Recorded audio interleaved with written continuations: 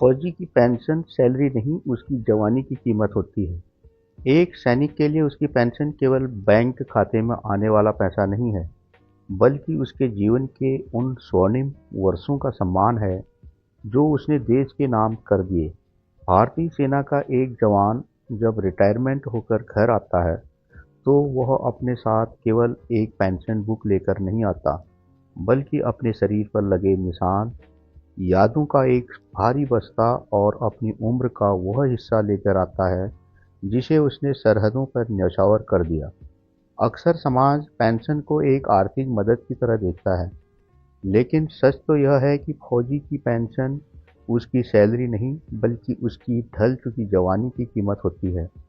एक सामान्य युवा जब अपनी जवानी के दिनों में करियर, परिवार और सुख सुविधाओं के सपने बुन रहा होता है, तब एक सैनिक सियाचिन की हाड़ कंपा देने वाली ठंड या जैसलमेर की झुलसाती गर्मी में देश की रक्षा कर रहा होता है।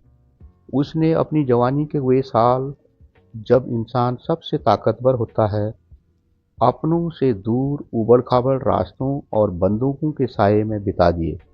वह अपने बच्चों का पहला कदम नहीं देख पाता है और न ही किसी त्योहार में जैसे होली, दीपावली इत्यादि में अपने परिवार के साथ होता है।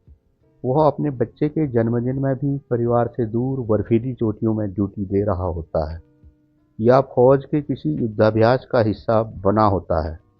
उसकी पत्नी को अकेले ही बच्चे के साथ होली, दीपावली मनानी पड़ती है और स्कूल एडमिशन से लेकर बच्चे को होमवर्क तक की पूरी जिम्मेदारी उसकी पत्नी की होती है।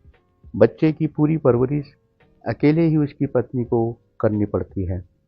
फौज की नौकरी कोई 9 to 5, 9 से 5 वाली ड्यूटी नहीं है। यह 24 घंटे का समर्पण है।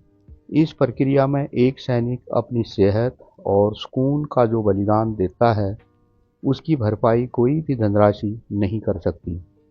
कई फौजी रिटायरमेंट के बाद घुटनों के दर्द, सुनने की शक्ति में कमी या मानसिक तनाव जैसी समस्याओं से जूझते हैं। यह पेंशन उसी टूट-फूट का एक छोटा-सा मुआवजा है। रिटायरमेंट के बाद एक सैनिक जब समाज में वापस आता है, तो उसकी उम्र और अनुभव उसे दोबारा शून्य से शुरू करने की इजाज़त नहीं देते। ऐसे में पेंशन उसके स्वाभिमान की ढाल बनती है। यह उसे ये एहसास कराती है कि जिस देश के लिए उसने अपना खून पसीना एक किया, वह देश आज भी उसका ऋणी है। पेंशन वह सम्मान राशि है जो देश अपने रक्षक को इसलिए देता है ताकि वह बुढ़ापे में भी वही सिर उठाकर चल सके, जो सिर उसने युद्ध के मैदान में कभी झुकने नहीं दिया। यह समझना होगा कि एक फौजी को मिलने वाला पैसा कोई खैरात या साधारण वेतन नहीं है।